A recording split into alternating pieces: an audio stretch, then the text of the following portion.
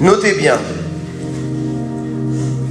Grandissez en tant que nouveaux croyants en communiant régulièrement. Proverbe chapitre 27, verset 17, s'il vous plaît. Excusez-moi.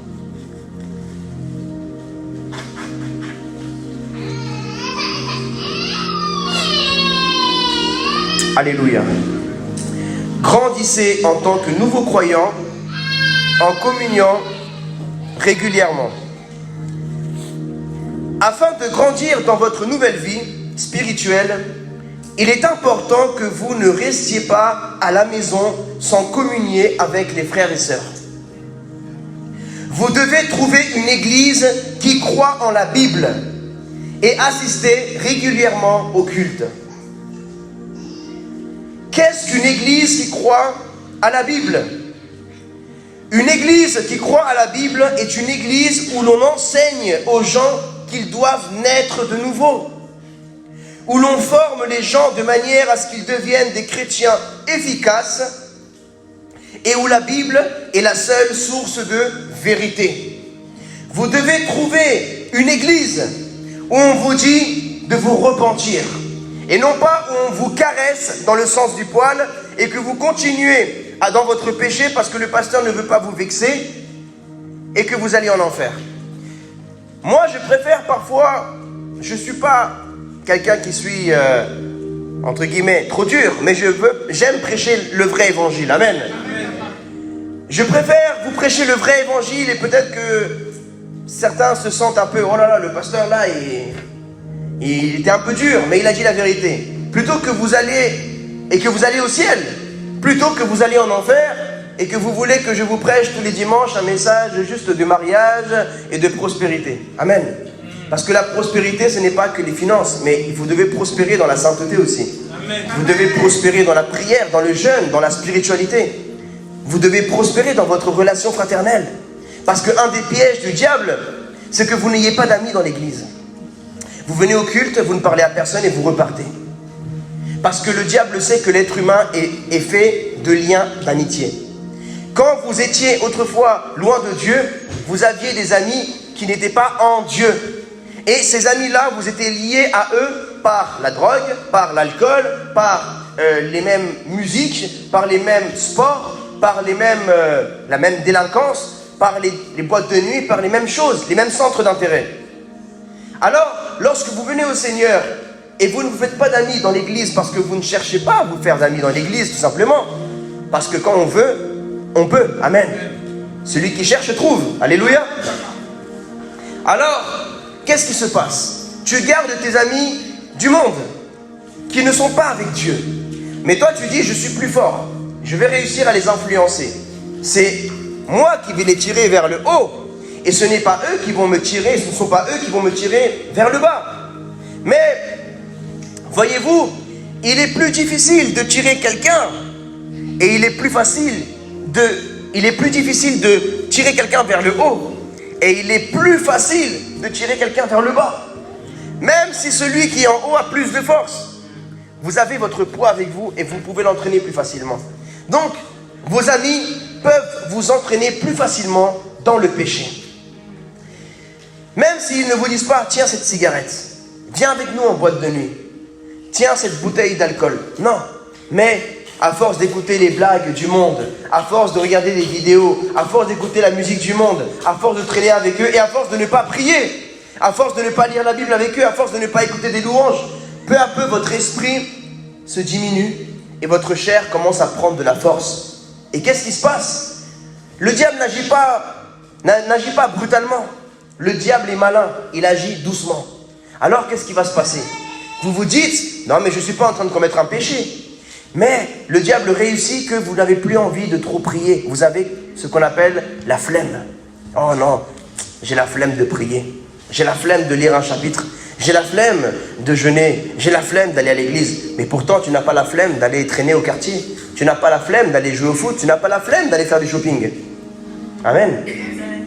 Mais pour aller parfois aux choses spirituelles, on a la flemme. Mais vous savez, la flemme, ça devient même un esprit mauvais aujourd'hui. Qui veut... Ça s'appelle la paresse en vérité. C'est l'esprit de paresse. Et l'esprit de paresse peut t'empêcher d'atteindre le plan que Dieu a pour toi. Parce que si tu deviens un paresseux et une paresseuse pour les choses spirituelles, alors tu ne seras jamais un gagneur d'âme, une gagneuse d'âme. Alors tu ne vas jamais étudier, tu ne vas jamais être ordonné au ministère, tu ne vas jamais atteindre les plans que Dieu a, le plan merveilleux que Dieu a pour toi. Amen. Une église, vous devez chercher une église où on prêche la repentance et on parle de la vérité biblique. Je vais vous dire pourquoi il est important d'avoir la communion fraternelle et d'avoir des amis chrétiens. Proverbe chapitre 27, verset 17. Comme le fer aiguise le fer, ainsi un homme excite la colère d'un homme. Amen. Regarde ton voisin. Lui, c'est du fer et toi, tu es du fer. Et le fer aiguise le fer. Ça veut dire que nous avons tous des caractères différents. Parfois, il se peut, quand nous sommes trop charnels et pas assez spirituels, que nous nous vexons pour tout et pour rien. Oh, la sœur, elle a pris ma place. La semaine dernière, c'était moi qui étais assis là. De quel droit? Elle sait très bien en plus. Le frère m'a pas dit bonjour. Il m'a pas regardé. Et je suis sûr qu'il m'a vu de loin, mais il a tourné la tête. On commence à s'inventer des vies. Mais même s'il ne te dit pas bonjour, pourquoi toi tu mets pas ton ego de côté et tu vas lui donner l'exemple? Et même si la sœur elle a pris ta place, laisse-lui ta place. C'est même pas ta place, en plus t'as payé. Tu étais là pour mettre des chaises avec Étienne. Amen. Amen. Donc vraiment, il faut que tu puisses ne plus être susceptible. Parce que ça, je comprends cela et nous devons tous comprendre cela. Nous avons tous un passé et nous avons tous été blessés dans notre enfance et dans notre jeunesse. Peut-être certains diront, ah oui, les gens se vexent pour tout, mais il faut aussi comprendre les personnes. On a tous un passé, on a tous été moqués, on a tous parfois subi de l'harcèlement, on a tous été rejetés un jour dans notre vie. Alors parfois, quand une personne réagit comme quelqu'un a réagi dans le passé et dans ta vie, il y a ton subconscient qui te rappelle des émotions et des sentiments négatifs et qui te pousse à te renfermer, ou bien ça te blesse. Mais maintenant que nous sommes en Christ, nous devons être guéris de toutes ces choses-là. Si quelqu'un n'est pas gentil avec toi, sois gentil. Va lui parler, ne garde pas les choses pour toi. Vous savez mes frères et sœurs, ne croyez pas que les églises sont parfaites. Qui est parfait ici? Personne, même pas moi. Je ne suis pas parfait. Le seul qui est parfait, c'est Jésus-Christ. Amen. Et comme nous sommes imparfaits, alors l'église n'est pas parfaite, mais nous sommes en train de marcher vers la perfection. Et nous serons dans la perfection, dans le ciel. Alors, dès que tu mets les pieds dans une église, l'église n'est plus parfaite, puisque toi et moi, nous sommes imparfaits. Une église, c'est comme un hôpital. Il y a des gens malades, et dans chaque personne a un niveau d'avancement différent de sa guérison spirituelle et intérieure. Peut-être que toi, tu es plus avancé que certains. Peut-être que d'autres sont plus avancés que toi. Mais tu dois développer l'amour, la patience, la gentillesse. L'église, c'est un centre d'entraînement du caractère. Je vous assure, pour être un homme de Dieu, une femme de Dieu, ce n'est pas la théologie, ce n'est pas la connaissance biblique, ce n'est pas que vous prêchez beaucoup dans les métros ou bien que vous avez des orphelinats, c'est pas ça, c'est votre caractère. Amen. Parce que vous devez développer le caractère du Christ. Posez-vous toujours la question, comment mon Seigneur Jésus aurait agi s'il aurait été confronté à la même situation que moi? Alléluia. Donc, je vais vous dire comment vous devez voir cela spirituellement. Lorsqu'on retire une braise du feu et qu'elle est séparée des autres braises, qu'est-ce qui se passe? Elle s'éteint. Tu es une braise, je suis une braise. Ensemble, nous sommes un feu. Mais si chacun s'éloigne de son côté, nous allons chacun nous éteindre. Et c'est ça le but du diable, qui est le loup. Le loup veut t'éteindre. Il veut t'isoler pour mieux t'attaquer et pour mieux te manger. Mais quand le loup voit que le troupeau est regroupé et fort, alors il n'ose pas attaquer. il ne se permet pas des choses qu'il pourrait se permettre si tu serais isolé. Alors ne tombe pas dans le piège de l'isolement spirituel.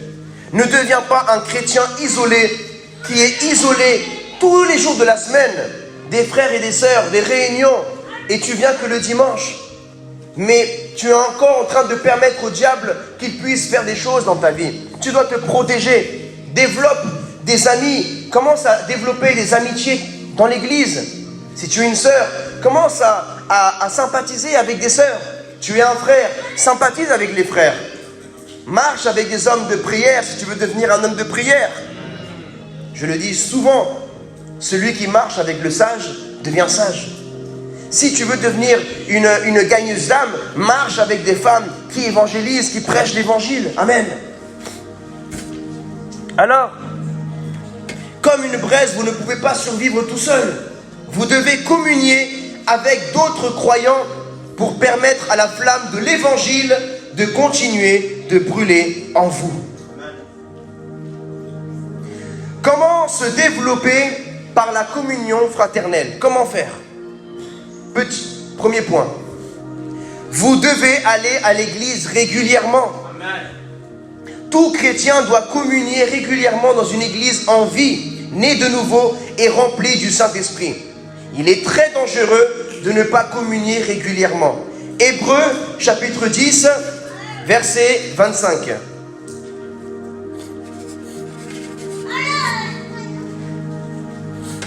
N'abandonnons pas notre assemblée comme c'est la coutume de quelques-uns, mais exhortons-nous réciproquement, et cela d'autant plus que vous voyez s'approcher le jour. Amen. Mais de quel jour parle l'auteur de la lettre des Hébreux? De quel jour qui s'approche? Le jour du Seigneur. Amen. Le jour de votre départ de la terre. Notre Sauveur Jésus-Christ avait pour coutume d'aller régulièrement à l'église de son époque. À l'époque du Seigneur Jésus, il n'y avait pas d'église, mais il y avait des synagogues. Amen. Et Jésus allait aux synagogues. Mais Jésus savait que les synagogues étaient imparfaites. Lui-même combattait les rabbins.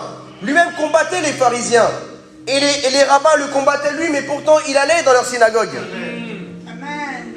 Luc, chapitre 4, verset 16. Excusez-moi, hein.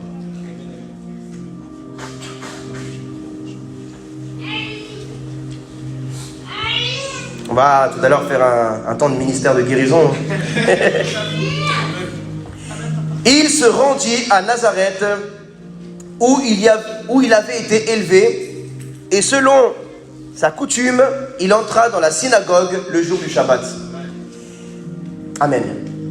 Jésus, le Fils de Dieu, la sagesse de Dieu le Père, amen, la plénitude de Dieu, Dieu sur terre, est-ce qu'il a besoin d'être enseigné? Est-ce qu'il a besoin d'une église, d'une synagogue? Est-ce qu'il a besoin de communion fraternelle si c'est les autres qui ont besoin de lui? Il aurait pu être orgueilleux, comme beaucoup d'entre nous l'avons été.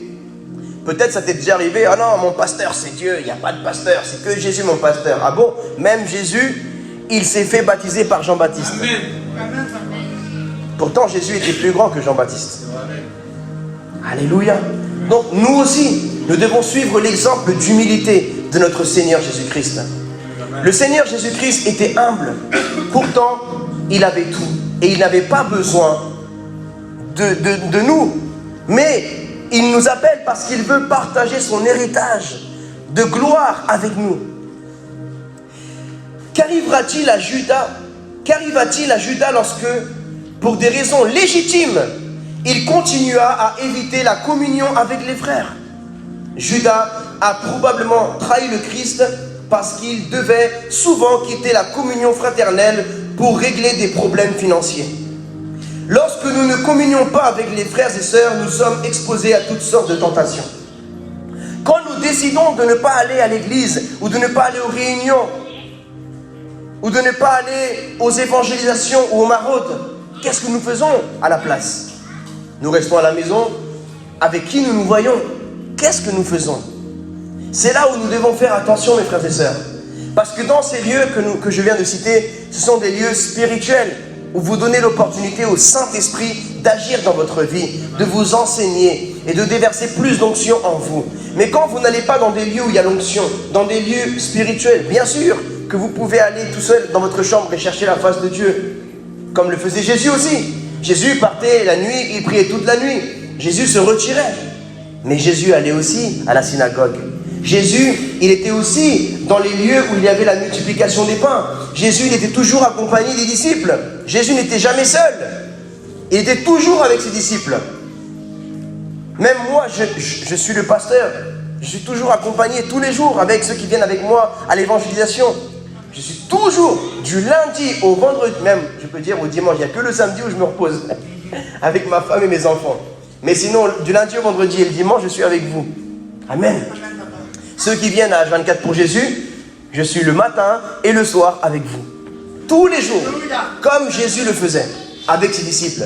Et je prends du temps avec eux. Je suis disponible. Vous êtes dans une église où votre pasteur est disponible. Amen. Si vous voulez me voir, la seule différence, c'est que moi, mon bureau, c'est la rue. Amen. Parfois, il faut prendre des bureaux pour aller contacter le pasteur dans certaines églises. Bien sûr que c'est normal, c'est légitime. Il y a une grande organisation. Et il faut prendre des rendez-vous. Et parfois, il y en a même qui n'ont jamais eu un entretien avec le pasteur, qui n'ont jamais même pu parler amour avec le pasteur. Mais vous avez la grâce d'être dans une église où vous pouvez parler à votre pasteur. Si vous n'arrivez pas à me parler le dimanche, vous savez que vous pouvez me trouver dans mon bureau du lundi au vendredi dans les métros et les RER. Venez dans mon bureau, n'ayez pas peur de mon bureau. Alléluia. Deuxième point, vous devez vous faire des amis chrétiens et être proche d'autres chrétiens. Vous devez changer vos amis et fréquenter des chrétiens nés de nouveau. Ça veut dire quoi, nés de nouveau? Repentis, qui marchent dans la sainteté. Parce que c'est pas tout celui qui dit « je suis chrétien » qui porte une croix autour du cou qui est chrétien. Tout à l'heure, je regardais un documentaire où il y avait des personnes qui portaient la croix, mais ces personnes-là, eh bien, ils étaient de tradition chrétienne, mais ils faisaient des mauvaises choses. Alléluia. Ce n'est pas tout celui qui porte une croix. Vous savez, dans les films des cartels, vous allez voir, tous les narcos, ils ont des croix autour du cou, et ils vont vous parler de Jésus, mais ils vont envoyer des tonnes et des tonnes aux États-Unis d'Amérique, et ils vont tuer des gens. Même en Afrique, c'est pareil. Alors, ce n'est pas celui qui se dit chrétien, ou qui prie Dieu, parce que parfois on est dans un aveuglement. Et vous voyez, comme je viens de vous dire, dans ces milieux-là d'Africains, surtout je parle de l'Afrique et l'Amérique du Sud, mais il y en a aussi en Occident, en Europe et aux États-Unis d'Amérique. Ils prient Dieu pour que la cargaison de drogue arrive à bon port. Et dit, Seigneur, si tu me fais ça, je construirai une église quelque part, mais fais que la cocaïne arrive bien aux États-Unis, s'il te plaît, Seigneur. Envoie des anges qui protègent cette cargaison, Seigneur. Et je te bâtirai une église avec l'argent que je vais réussir à avoir avec ça. Vous savez où va l'ignorance? Où va l'ignorance? Il y a des gens qui prient la balle, ils mettent les balles dans le revolver et ils disent, Seigneur, bénis cette balle, qu'elle ne fait pas souffrir mais qu'elle rentre dans la tête direct, elle tue la personne sans la faire souffrir. Imagine le niveau d'ignorance. Ils prient pour les balles, que la balle ne rate pas sa cible, Seigneur. Imagine le niveau d'ignorance. Voilà pourquoi la Bible dit, mon peuple meurt par manque de connaissance. Parce que ce sont des personnes qui croient, mais qui ne sont pas repenties, qui continuent dans le péché et qui ne sont pas sauvées. Oui, c'est la vérité. Tu peux venir à l'église tous les dimanches, mais si tu ne t'es pas repenti de tes péchés, tu n'es pas né de nouveau, tu ne iras pas au ciel, mon frère, ma soeur. Malheureusement, si tu viens les dimanches à l'église, même si tu viens avec moi prêcher dans le métro, mais tu n'es pas repenti de tes péchés, tu ne mènes pas une vie de sainteté verbale, dans tes pensées, dans tes comportements, tu ne peux pas entrer dans ton héritage éternel en Jésus-Christ. Parce que Nicodème, il avait plus de connaissances bibliques que toi.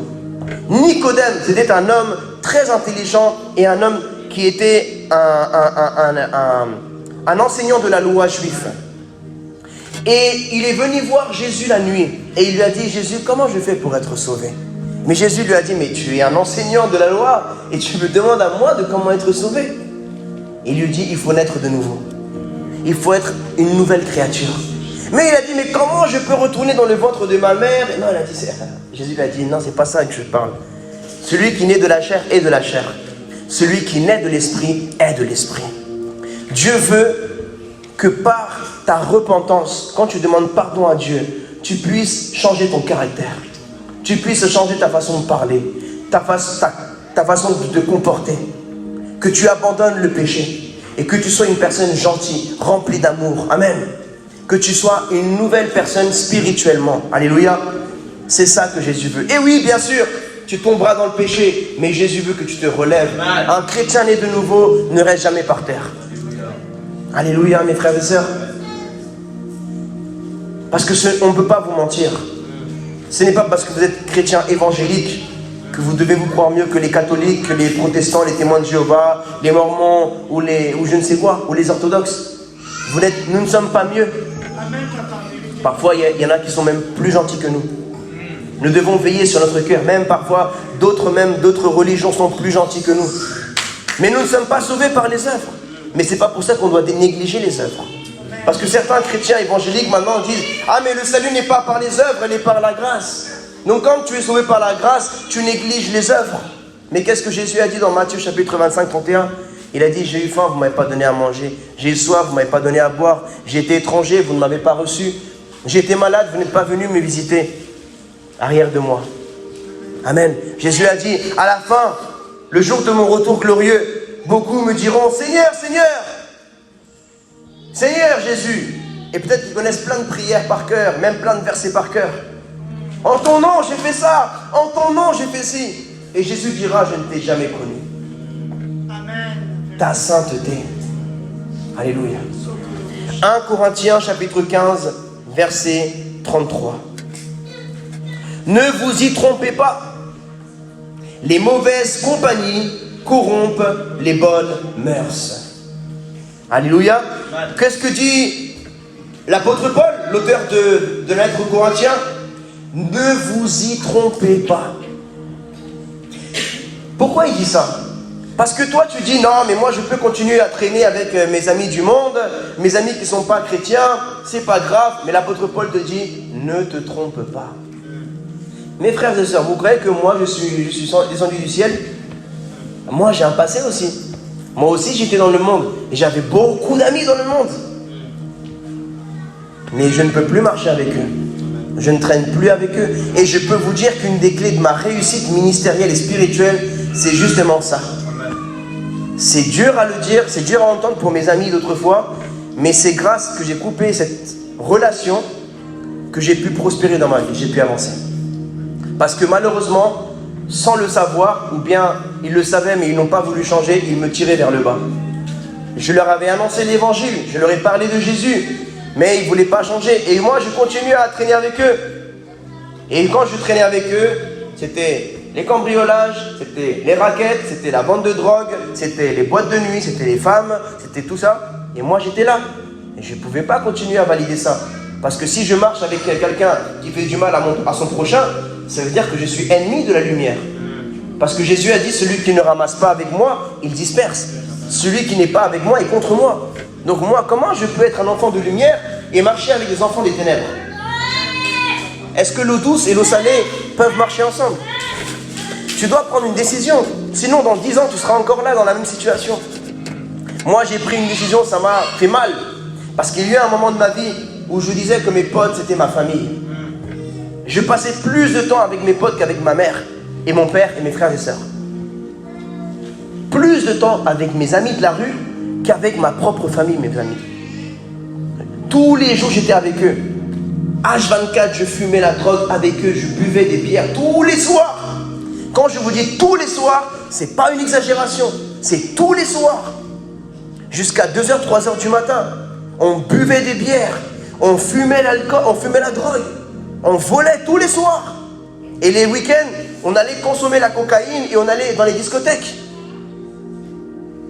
Mais maintenant, j'ai décidé d'être H24 pour Jésus, plus pour le monde. Mais comment j'ai réussi? Un jour, j'ai dû parler à mes amis et je lui ai dit, écoutez les mecs, à partir de là, maintenant moi je vais servir le Seigneur. Amen. Celui qui veut servir Dieu avec moi, il vient avec moi. Mais celui qui veut continuer dans le monde et dans le péché, allez-y mes frères, moi je ne vous juge pas, mais vous savez que ce chemin mène à la mort éternelle.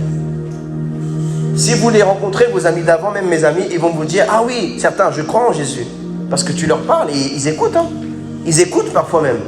Tu leur parles de Jésus, ils écoutent. Mais Jésus a dit qu'il y a la parabole du semeur. Rappelez-vous de cette parabole. Certains, la semence, c'est la parole de Dieu. Tu sèmes. Donc certains tombent dans le chemin, dans les ronces. Et certains écoutent. Ils aiment écouter en plus. Comme la multitude. Mais ils sont là que pour les pains et les poissons. Ils aiment de bonnes paroles. Ils aiment bien les miracles. Mais quand il y a le temps de l'enseignement, où il faut maintenant passer aux choses sérieuses, la repentance, là, ils ne sont plus là.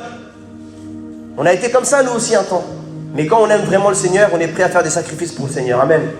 Est-ce que c'est facile pour moi, plus que pour vous? Non, mes frères et sœurs.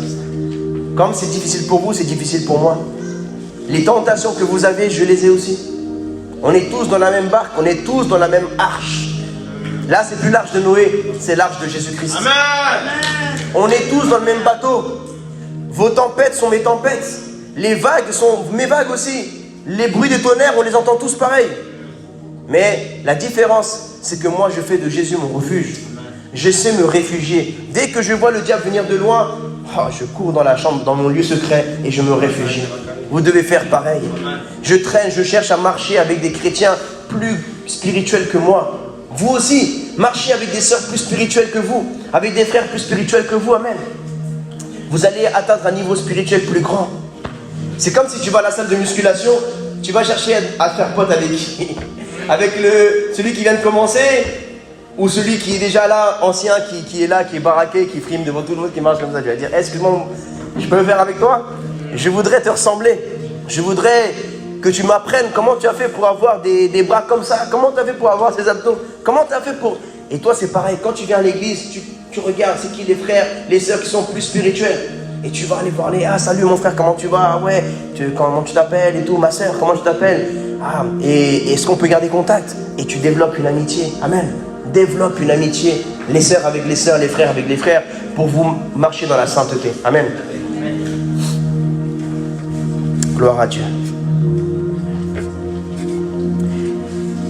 Maintenant, nous allons passer au dernier point.